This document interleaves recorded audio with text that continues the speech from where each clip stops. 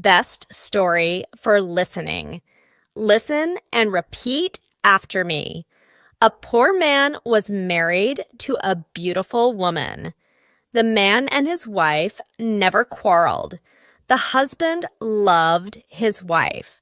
The wife loved her husband. They were very happy. But this happy couple had a rich, handsome neighbor. He saw the poor man's beautiful wife, and he fell in love with her. I want to marry her myself, he thought. Every day, when the woman's husband was working in the fields, the rich man went to the poor man's house. "You're a beautiful woman," he said to the poor man's wife, "but your clothes are old. Why doesn't your husband buy new, pretty clothes for you? I'm sure he doesn't love you. If he loved you, he would buy wonderful clothes for you. Divorce him and marry me. I will buy you beautiful new clothes, the best in the land. Then you will be the most beautiful woman in Ethiopia." At first, the woman didn't listen to the rich man, but he came to her house every day, and every day he said the same things. At last, she began to think, perhaps my neighbor is right. Why doesn't my husband buy beautiful new clothes for me? Perhaps he doesn't love me. That night, she said to her husband, "Look at me, husband. My clothes are old and ugly. I want new ones. Buy me some new clothes." Her husband smiled at her.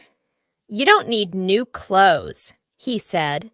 "You are the most beautiful woman in the world to me." She was angry. "Don't you love me?" she said. "If you love me, buy me a new dress." Her husband loved his wife, and he wanted to please her. "I have only a little money," he thought, "and I need a new plow, but I want my dear wife to be happy." So the next day, he went to the market, and he bought a new dress for his wife. He took it home to her, and she put it on. "Thank you, my dear husband," she cried. "Now I know that you love me." When the rich man came to see her again, she was wearing her new dress. "You see," she said to him, "my husband loves me very much. He bought me this beautiful new dress." The rich man shook his head. "But a good husband doesn't only give his wife new clothes," he said. "He gives her gold. Where's your gold necklace? Where are your gold rings? Why doesn't your husband give you those?" He opened a box and showed her some beautiful gold jewelry. "Look at these," he said. "Divorce your husband and marry me, and I will give all these to you." The woman did not listen to him. "Go away," she said. "I love my husband, and he loves me, and we are happy together." But the rich man came again every day, and every day he showed her the box of jewelry. At last, she began to think, perhaps the rich man is right. Why doesn't my husband buy gold for me? Doesn't he love me?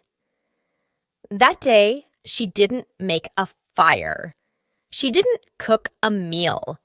Her husband came home late after a long day in the fields.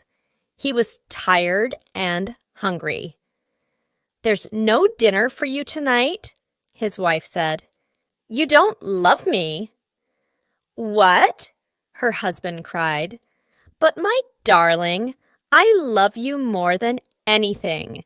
You are the most wonderful person in the world. Then why don't you buy me some gold jewelry? She said. When a man loves his wife, he gives her a gold necklace and rings for her fingers. Her husband looked worried. I spent money on her new clothes, he thought.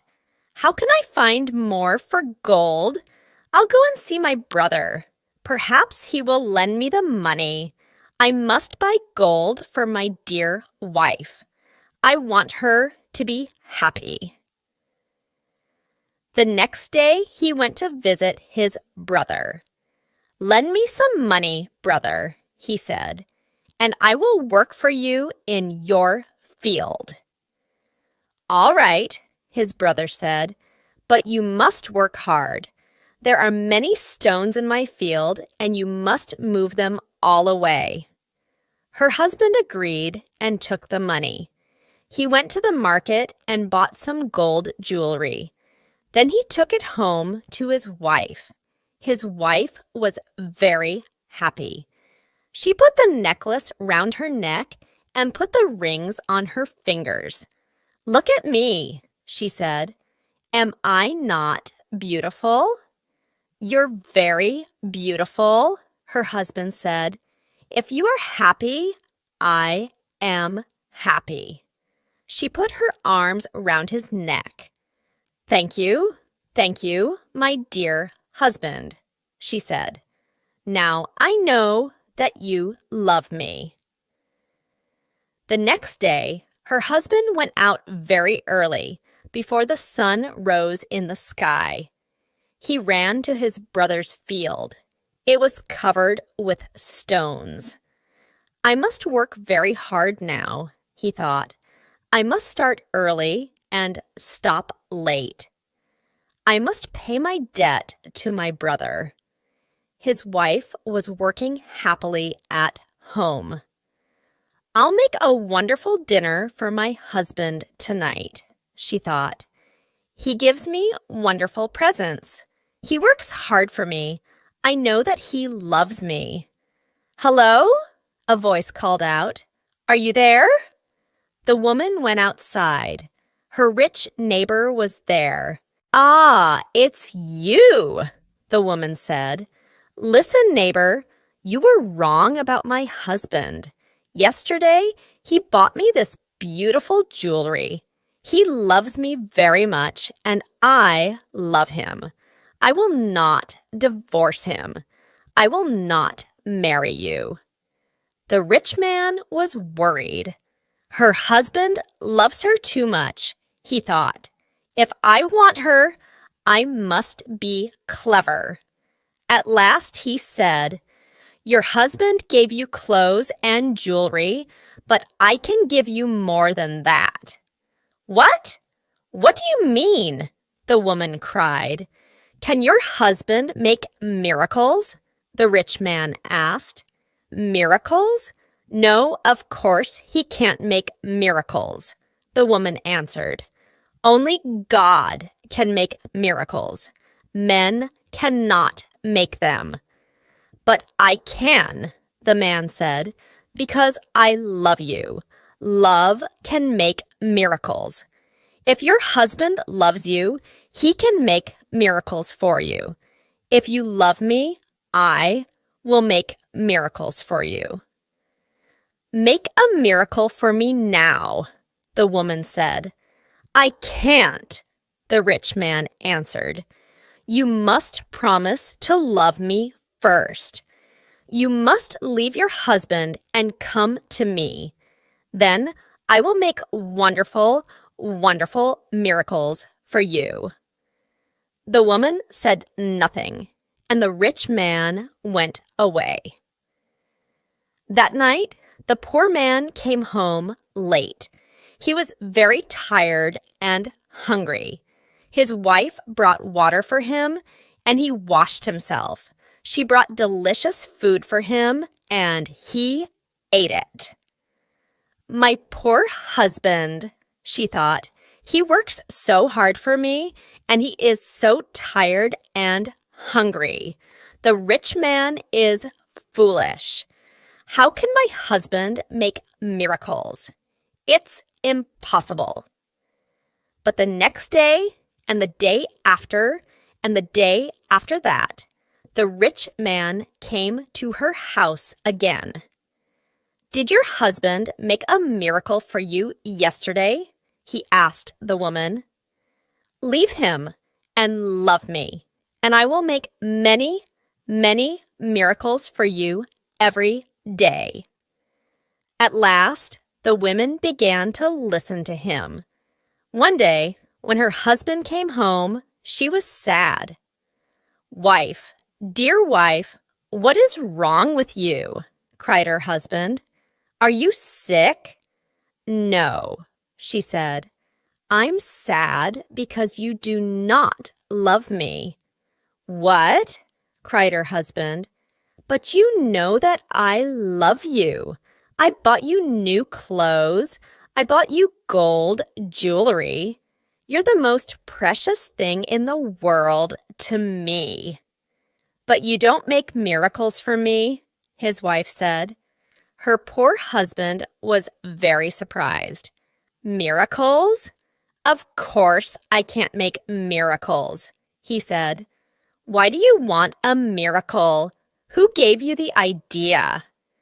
"Our neighbor came to see me today," the woman said. "Love makes miracles," he said. "If a man loves a woman, he will make miracles for her." Her husband was very worried. "That wicked man wants to take my wife," he thought. "All this trouble comes from him. When he first came here, she wanted new clothes. Then she wanted gold jewelry. And now she wants a miracle. What can I do? If I don't make a miracle, perhaps my wife will leave me and marry him." The next day, he went slowly to work in his brother's field.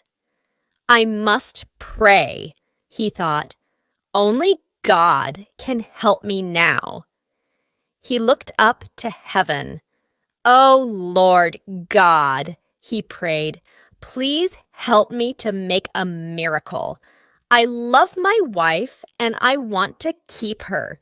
Don't let this rich man take her from me." He worked all morning. He was moving stones from his brother's field. In the middle of the day, he sat down under a tree to rest. A man was sitting there already. "Who are you?" the poor man asked. "I am a wizard," answered the man, "and I have a gift for you. Look, here are 2 sticks. They make miracles." "Miracles?" the poor man said. He was happy now. "What kind of miracles?" "If you touch a person with the first stick," the wizard said, "he will become a donkey." The poor man thought of the rich man and he smiled. "A donkey?" he said. "That's very good. And if I touch him with the second stick, what will happen?" "He will become a man again," said the wizard. The poor man took the sticks and jumped up. "Oh, thank you, my friend," he said. "I prayed to God and he sent you to me. Now I can keep my wife and punish my enemy." He ran home. "Wife," he called out, "come here. I'm going to make a miracle." His wife came out of the house. "A miracle?" she said. "What miracle?" "Look," said her husband. He touched her with the first stick. At once, she became a donkey. She lifted her head and tried to speak, but she could not. "Hee-haw, hee-haw," was all she could say. Her husband touched her with the other stick. At once, she became a woman again. "Husband, that's wonderful," she said. "It's a real miracle. How did you do it?" "I prayed to God," her husband said, and he helped me. And now, wife, I am going to punish my enemy." "Your enemy?" said his wife. "Who is that?" "You know my enemy," her husband said. He was looking at her. He wasn't smiling now. "It's the rich man, our neighbor. He comes to our house when I'm working in the fields. He gives you bad ideas. Ask your husband for new clothes," he says. "Ask him for gold jewelry. Ask him for a miracle. Am I right? Did our rich neighbor give you all these ideas?" His wife said nothing. "And did you listen to him?" her husband went on. His wife did not look at him. She was ashamed. "I'm sorry," she said.